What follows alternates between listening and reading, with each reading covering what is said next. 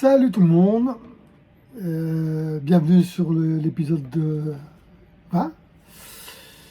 C'est pour moi la fin de saison. On fait un petit bilan de cette saison, ce qui a été fait, ce qui reste à faire pour cette année. Et puis je vous parlerai de ce que je compte faire pour l'année prochaine. Je compte réfléchir sur ce qu'il sera possible de faire. Donc aujourd'hui, on est le mercredi 10 novembre, le mal 11. Je suis au Cap jusqu'au dimanche, 4-5 jours pour l'hivernage. Je vais donc rentrer les cordages, les sécurités, refaire le plein du réservoir à bloc. Et puis faire un petit tour, voilà, histoire de... Si je reviens pas avant le début de saison, je reviendrai sûrement quelques jours. Voir si tout va bien, donner un petit coup de chauffe, faire tourner un peu le moteur. Voilà, donc on est content de cette année parce que grâce, comme vous l'avez vu, à la vente de la moto, le bateau maintenant est quasiment prêt. Plus d'excuses, il n'y a plus qu'un. Il y a quand même des choses à prévoir pour la saison prochaine, donc je vais voir, préparer pour le début de la saison, au mois de mars peut-être, s'il y a des beaux jours. Pour déjà la survie, je vais déjà l'amener, je pense cette semaine pour voir si on peut encore la réviser une fois, sinon je suis obligé d'en racheter une. Donc c'est pas le même prix, hein, mais ça c'est une 8 places, et si j'en rachète une 6 places. On sera jamais à 6 pour voyager dans le bateau, mais voilà, c'est un bateau 6 places, je prends 6 places. Une révision moteur complète avec révision de l'arbre, etc. Ça aussi à faire, vidange, changer les filtres. Donc début de saison. Et puis sortir le bateau pour le carénage, ça fait 2 ans. J'avais mis un enduit dur pour 2 ans. J'ai gratté une fois entre deux. Il n'était pas sale. Mais bon, on va voir quand on va le ressortir. Voir si je continue avec ce produit dur ou si je prends un autre produit érodable. Je vais voir. Je vais bien voir ce qu'on va faire. Voilà. Et par rapport à mon programme de l'année prochaine, je ne sais pas si je vais être obligé de passer par l'achat d'une annexe ou pas. Donc ça, on verra plus tard. Donc cette vidéo, épisode 20, ça va être beaucoup de blabla, pas d'image de mer, parce que là je suis dans le bateau et ça va être essentiellement de la réflexion et de la préparation. D'ailleurs, je pense qu'il y aura un épisode 1 et un épisode 20 et puis un épisode 20 prime. Peut-être en deux, je vais voir la longueur. Je ne vais pas vous saouler avec tous les blabla. Donc, préparation de 2022.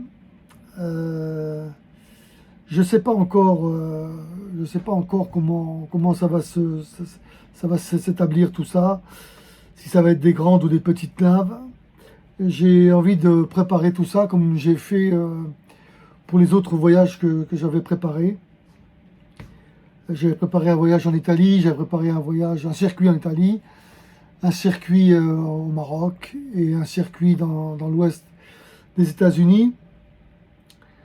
Et je vais vous expliquer un peu comment j'avais procédé pour les trois. Les 2 premiers étaient... j'avais procédé de la même façon. Et pour le 3e, j'avais procédé d'une autre façon. Donc pour mes grands voyages, les grands voyages, les très grands voyages en Corse, ou les très grands voyages au Baléares, j'ai fait un petit topo pour la Corse et la Baléares. Donc pour la Corse, Pour un aller direct, c'est 2 jours, hein. À peu près 2 jours, avec des vents entre 4 et 16 nœuds. Si on peut faire un jour et demi, un peu plus d'un jour et demi, mais c'est des vents entre 10 et 25 nœuds. Donc voilà, nous on va faire calme, hein. Pour les BA, donc c'est 235 000. Pour les Baléares, c'est presque 200 000, 196 000. Ça varie entre un jour et 10 heures, avec des vents entre 7 et 22 nœuds, et des vents portants, hein. Et un jour et 16 heures, avec des vents entre 6 et 21 nœuds, moins portants. Pourquoi je veux faire direct? Parce que comme les budgets sont très serrés, surtout avec toutes les dépenses entre 2021 et 2022, il y a quand même pas mal d'argent qui est sorti, donc il faut refaire un peu les fonds pour pouvoir profiter un petit peu des ports, des visites, etc. Voilà. Tout ça, on va en parler après. Donc, si on n'est que 2, peut-être on pourra pas faire ça d'un trait. Si on est 3 ou 4, on peut le faire.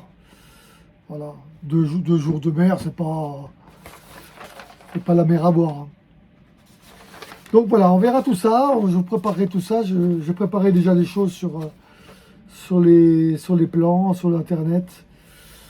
Vous verrez tout ça. Donc dans un premier temps, je vais vous présenter une petite vidéo avec comment j'ai préparé mes circuits, que ce soit en Italie ou au Maroc. J'expliquerai comment on a fait. Et puis je vous expliquerai dans la foulée, en même temps, mais juste après, ce qu'on a fait sur l'ouest des États-Unis.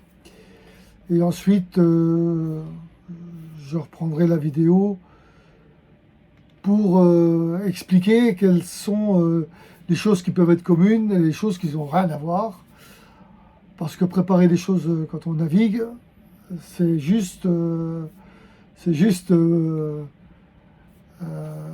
je dirais ça, de la chance si on arrive à faire ce qu'on a prévu, hein. Il y a plein d'aléas qui peuvent arriver, les changements de vent, les montées de vent, les ports, les pétoles, et voilà. Donc, on verra tout ça, je pense, dans une deuxième partie ou après on verra bien. Donc, première explication, comment j'ai préparé mes voyages sur Terre, comment je prépare mes circuits. Voici les vidéos et ensuite je reviens pour le reste. Donc, explication sur le premier circuit que j'ai préparé. Je ne sais plus en quelle année. Je ne sais plus c'était quand, mais c'est un petit circuit en Italie, on voit ici. Et donc, on est parti de la Meuse. On est allé traverser le Grand Saint-Bernard. On est arrivé en Suisse. Ensuite, en Italie, par Aoste. Ensuite, on est allé sur Bergame, près de Milan. Ça, c'est la région de la famille à ma mère, l'origine. Ensuite, on est allé à Venise pour notre anniversaire de mariage, 13 juillet. De là, on est passé à Rimini. Ça, c'est le Saint-Marin-Rimini. C'est le même coin, c'est la région d'origine de mon père.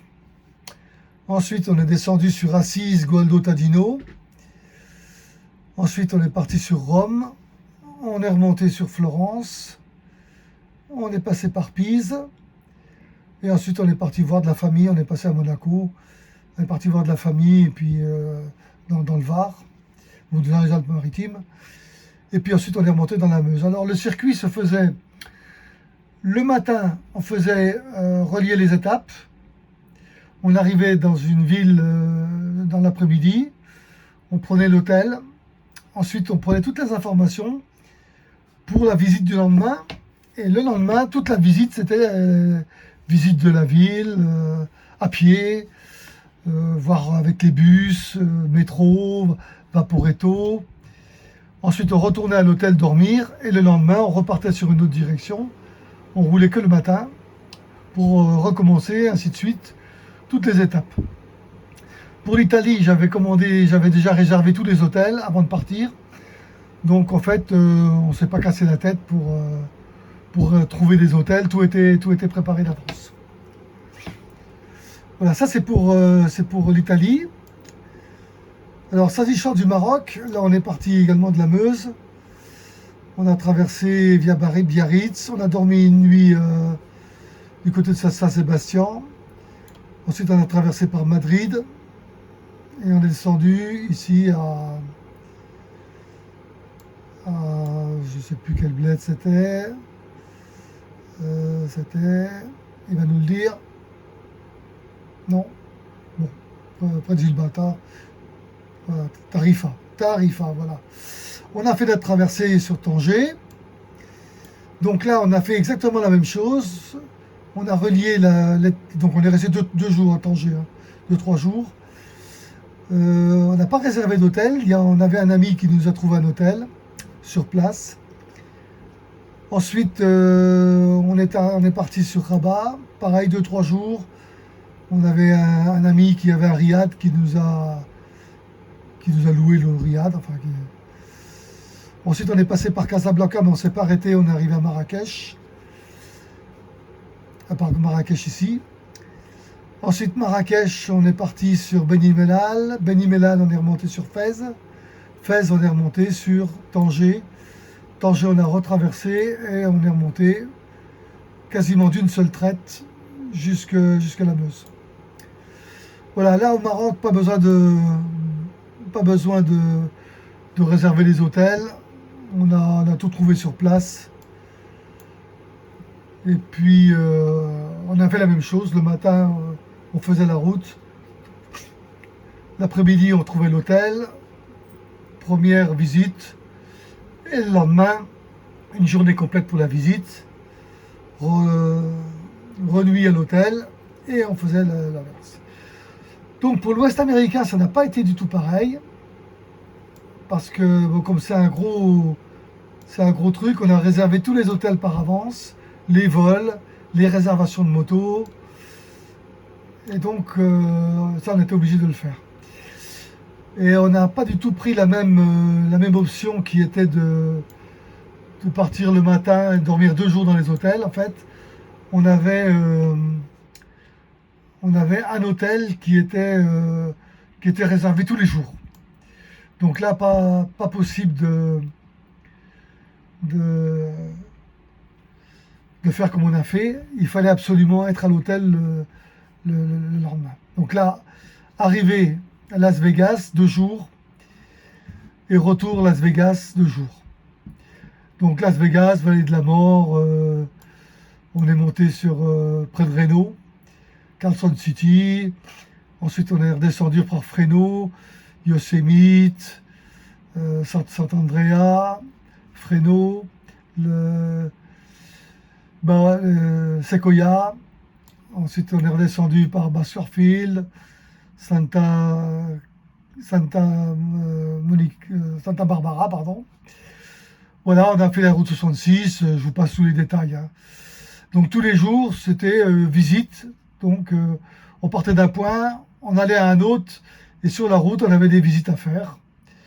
Le lendemain, pareil, voilà, Gorge, le Grand Canyon. On est remonté sur l'Utah et on est descendu sur Las Vegas. Donc là, c'est pas la même chose. C'était pas la même chose. On a fait ça en 3 semaines, 5000 km. Donc ça a été prévu d'avance. J'ai fait ça en 2 ans. Et comme les deux autres voyages, j'ai d'abord pointé sur Google Maps les endroits que je voulais voir. Donc je voulais voir Las Vegas, le Vallée de la Mort, je voulais voir la Sierra Nevada, on voulait voir Yosemite, on voulait voir Sequoia, on voulait voir Santa Barbara, la route 66, Bagdad Café, on voulait voir Antelope Canyon, le Grand Canyon, Antelope Canyon, Monument Valley, Arch Park, l'Utah, Bryce Canyon. Voilà. Donc j'ai pointé tout ce que je voulais voir et ensuite j'ai construit mon circuit par rapport à ce qu'on voulait voir, par rapport à la route à faire, le nombre de kilomètres à faire de la journée, le temps que ça prenait, etc., etc., etc. Voilà.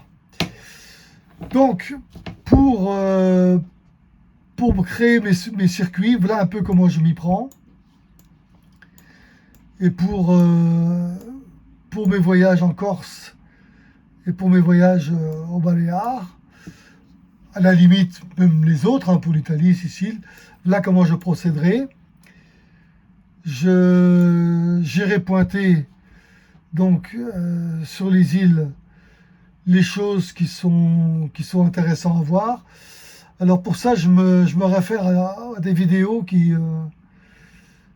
sortent. Hein. Il y a un couple d'Espagnols, tout le monde doit connaître parce que il aime bien mettre son épouse un peu dénudée. La Vida Avela, c'est ça. La Vida Avela, si vous ne connaissez pas. Et il répartit une montre chaque fois et toutes les criques intéressantes qu'il vient visiter. Donc je vais me retaper toutes leurs vidéos pour voir, pointer un peu celles qui vont m'intéresser. Pour, par exemple, Minorque, pour Majorque et pour Ibiza. Voilà. Peut-être la petite île qui est là. Donc on verra bien, de manière à ce que ça fasse une quinzaine de jours, voire 3 semaines. Enfin, une quinzaine de jours. 3 semaines, ce sera si on a eu des impondérables, des mauvais temps, etc. Et puis, pour la Corse, pareil. Les choses à voir. Combien de temps il nous faut. On voit que 2 jours de mer, c'est pas beaucoup. Hein. On peut le faire. À 2, c'est plus difficile. Mais si on est à 3 avec quelqu'un qui a déjà bien navigué, on peut se relayer pour la nuit. Et puis voilà quoi. On verra bien. Sinon, on partira de Toulon ou on partira d'ici. On verra comme beaucoup font. Hein. On verra bien. Tout ça, je vous expliquerai quand on sera pour le faire. Comment on fera. Ce sera la période où on va le faire, la météo du moment, les vents du moment, et puis c'est là qu'on décidera si on fait d'un trait ou de plusieurs traits. Voilà un petit peu comment j'ai réalisé mes circuits et comment je compte réaliser les prochains. Voilà, je vous retrouve tout de suite.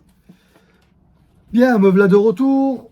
Donc vous avez vu à peu près la philosophie, hein, je n'ai pas voulu vous saouler avec les détails, sur comment je construis mes circuits. Parce que bon, quand on fait 2 jours de mer, on ne va pas rester un jour ou 2 et puis repartir. Hein. Quand on est là pour un bon moment. Pareil que si je devais descendre dans le sud de l'Italie, je vais pas le faire, visiter 2-3 trucs et puis remonter quoi. Hein. Une fois que tu es dans le sud de l'Italie, bah, tu peux dire je vais rester 2-3 mois quoi. Voilà, moi c'est comme ça que je voudrais bien le faire. Est-ce que je pourrais le faire? J'en sais rien, mais c'est comme ça que j'aimerais bien le faire. Si je suis en Algérie par exemple, voilà, je voudrais bien remonter toute la côte algérienne, le Maroc. Après, l'Espagne, remonter toutes les côtes d'Espagne ou faire l'Andalousie. Quand on est au Maroc ou en Algérie, dans l'Andalousie, tu traverses. Mais quand tu es quelque part, tu prends le temps de visiter. Ça ne veut pas dire je vais en Andalousie, je vais dormir une nuit, le lendemain je repars sur un autre port, je redors, je repars sur un autre port, je dors, sans visiter. Donc là ce sont des circuits, des choses qu'il faut préparer à l'avance et qui vont durer 2 mois, voire 3 mois. J'avais même pensé plus, moi. Mais bon. Alors, pourquoi préparer un circuit? Parce que ce qui compte pour faire ces voyages-là, la finance. C'est quel budget il faut prévoir.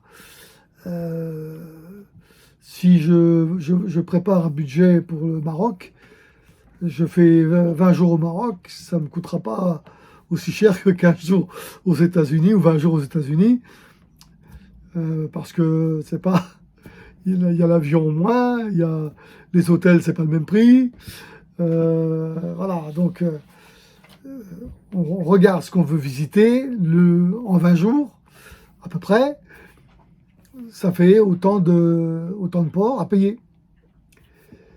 Donc, ce que je compte faire, c'est faire un budget maximum, comme j'ai toujours fait. Comme aux États-Unis, c'était 50 € la nuit d'hôtel. C'était 50 € par couple, par repas. Donc 2 repas par jour. C'était, on boit un coup le matin dans un bistrot. On était une dizaine, hein, donc on boit un coup l'après-midi, on se repose. Enfin, on n'a pas fait que rouler 24 heures, on s'est reposé, on a visité, etc. Donc, mais ça se calcule. Les dépenses, il faut bien les prévoir. Donc, je suppose que en navigation, c'est la même chose. Si je dis je reste 3 semaines aux Baléares, si je vais direct, j'ai pas de port. Si j'y vais en 3 fois, j'ai 3 ports. Pour un bateau de 10 mètres, 3 ports en Espagne, je compte 50-60 €. Donc 3 ports, ça me fait 120 €. 180 €. Faut que je calcule, hein. 6 fois 3, 18, 180 €. Voilà, si je fais direct, 180 €, je ne les paye pas. Si je compte 3 semaines, c'est 21 jours. 21 jours, c'est 21 ports, 21 ports, 21 fois, 50 ou 60 €. On va dire 60 € pour être à peu près juste. Voilà, ça fait un budget. Donc c'est sûr que si je me mets à l'ancre une fois ou 2 fois sur 3, voilà, le budget diminue. Mais si je me mets au mouillage, il faut que j'investisse dans une annexe. Annexe, plus moteur, plus réservoir, plus pompe, enfin voilà. Ça fait un budget en plus. Donc on a vu que pour l'année prochaine, j'ai déjà pas mal de choses à faire, le moteur, la survie, parce que là, la survie, il la faut à jour. Hein. Donc, c'est pour ça que je prépare mes voyages en essayant de budgéter au maximum.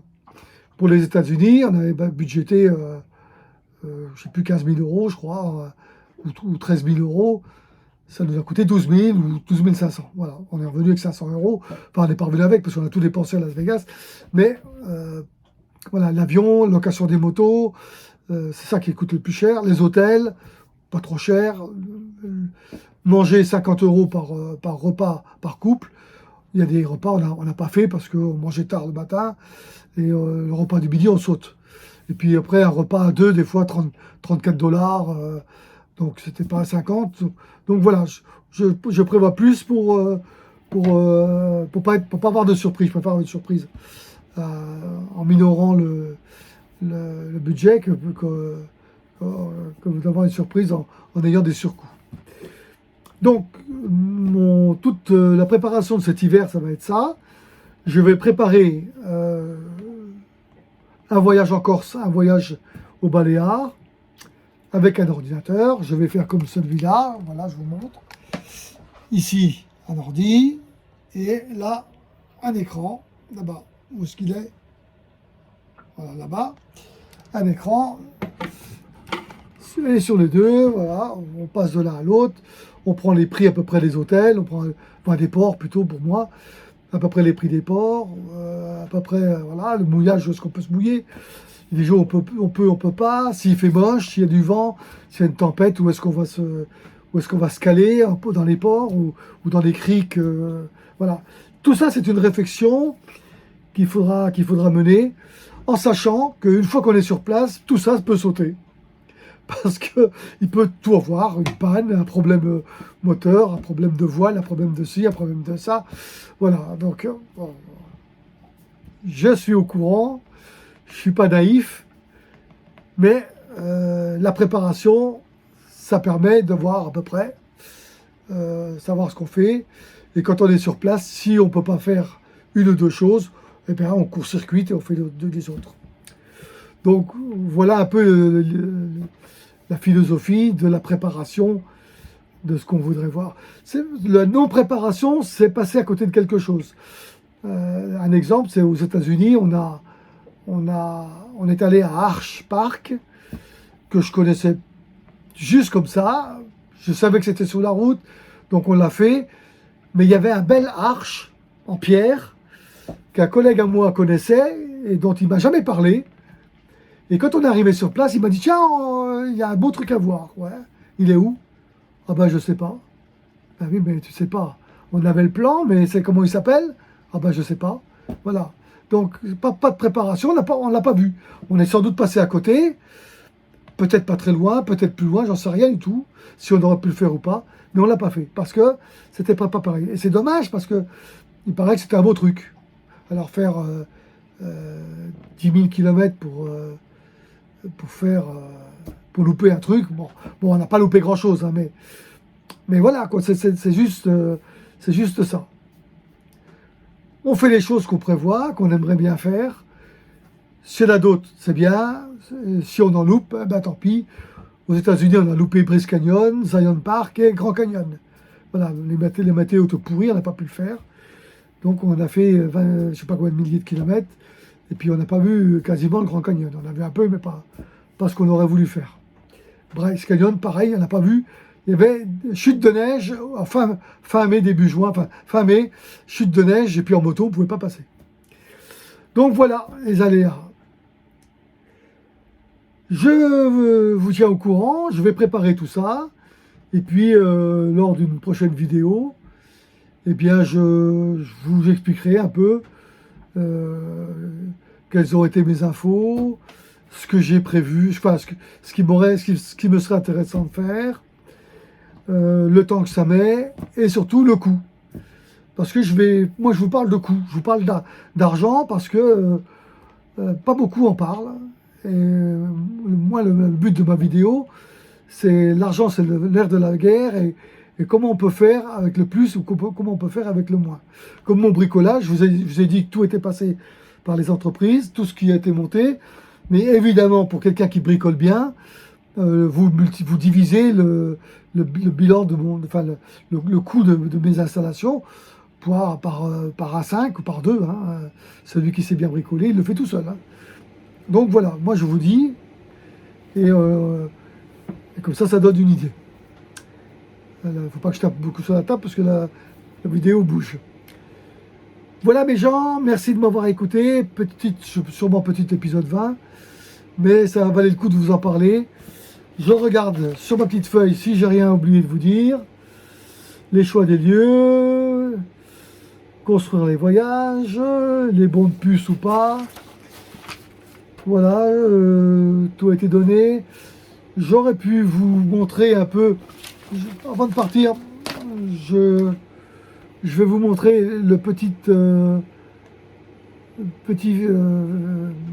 logiciel que j'utilise pour mes déplacements. Et pourquoi c'est lui qui me dit en fait pour aller en Corse 2 jours, pour aller en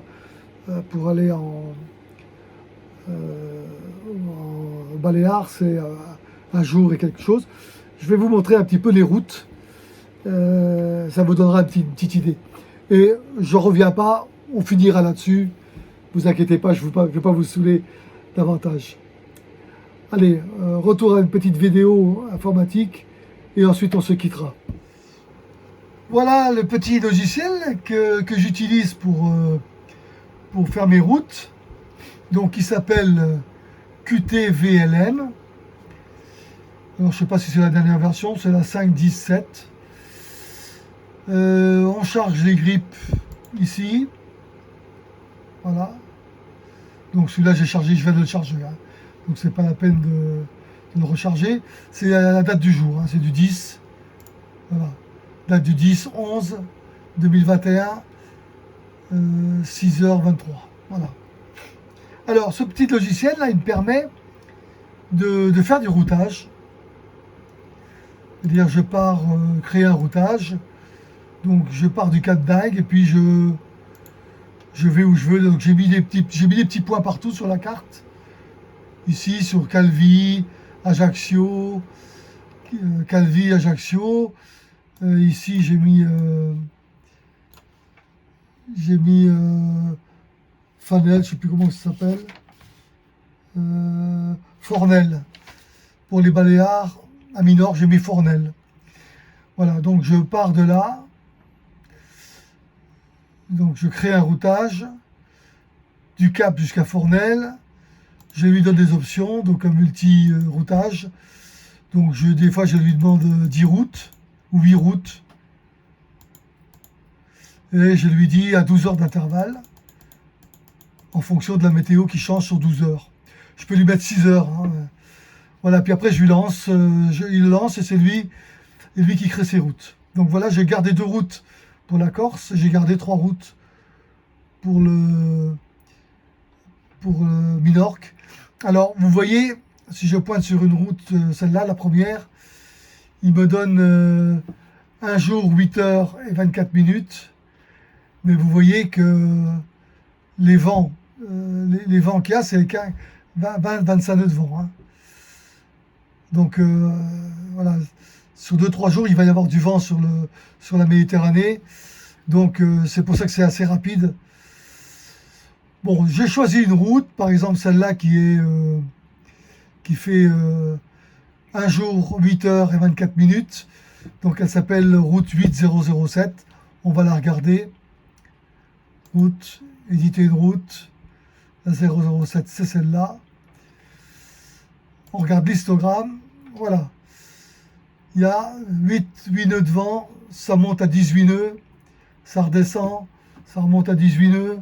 Bon, donc vous voyez, 18 nœuds, c'est pas énorme. Hein. On met un riz si on pense que c'est trop fort. C'est du vent arrière en plus, donc c'est du portant. Donc voilà. Et on a un tableau de marche qui est là. Voilà. Qui vous donne, les heures toutes les 5 minutes. La vitesse du vent, la direction du vent. Ici, le cap. La vitesse du bateau. Voilà, donc là on a 10 nœuds, 9 nœuds, 10 nœuds. Là ça monte 19 nœuds, 20 nœuds. Vous voyez, c'est 3 quarts arrière, hein. C'est du grand largue. Donc ça peut on mettre un riz s'il faut. 18 nœuds, ça redescend, 16 nœuds, 15 nœuds de travers, du largue. Et là toujours pareil, grand largue, 11 nœuds, 12 nœuds. Donc vous voyez, on est sur des moyennes de presque 6 nœuds. Le bateau, je l'ai monté à 7 nœuds, hein, avec entre 15 et 20 nœuds de vent, grand largue ou largue. J'ai monté le bateau à 6 nœuds 5, 7 nœuds. Donc ça, c'est pas des vitesses irréalisables. Hein. 6 nœuds de moyenne, j'ai fait. Donc 6 nœuds 5. Pour un bateau de 10 mètres, c'est pas mal. Hein. Donc voilà, jusqu'à la fin, 18 nœuds, 19 nœuds. Alors ça peut changer, hein. On peut avoir 20, 25 nœuds. Bon, c'est pour ça qu'il faut être prudent, mais voilà. Voilà, 5 minutes par 5 minutes, tout le trajet qui est prévu. Et après, on gère quand on est sur l'eau. Donc ça, c'était la route ici qui donnait une journée 8 heures. Celle-là, c'est 7 heures. Et celle-là, c'est 11 heures. Donc là, si c'est 11 heures, c'est la route 006. Donc, c'est celle-là. Si on regarde l'histogramme, là, on monte à presque 22 de vent. Donc là, à mon avis, c'est pas toilé complètement. Hein. Et si on regarde l'autre, c'est la 000, celle-là. 000. Là. Là, ah mince, pardon. Route, éditer une route, 000. Voilà, si on regarde l'histogramme, 34 nœuds. Hein. Vous voyez, 25 nœuds. Donc c'est pour ça que cette route-là, elle est rapide. Parce que, parce que c'est... Bon, c'est du sportif, là. Donc là, c'est même pas la peine. Voilà. Et on a la même chose sur la Corse. Mais là, sur la Corse, on a des vents contraires. Hein. Là, on a une route qui nous donne 2 jours, 17 minutes. Et une route qui donne une journée, 16 heures. Donc là, il y a, évidemment, c'est la route 001. Il y aura plus de vent.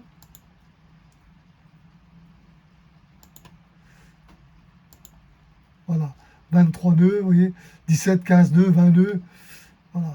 17 nœuds. Là, il y a une grosse période avec des vents à presque 25 nœuds.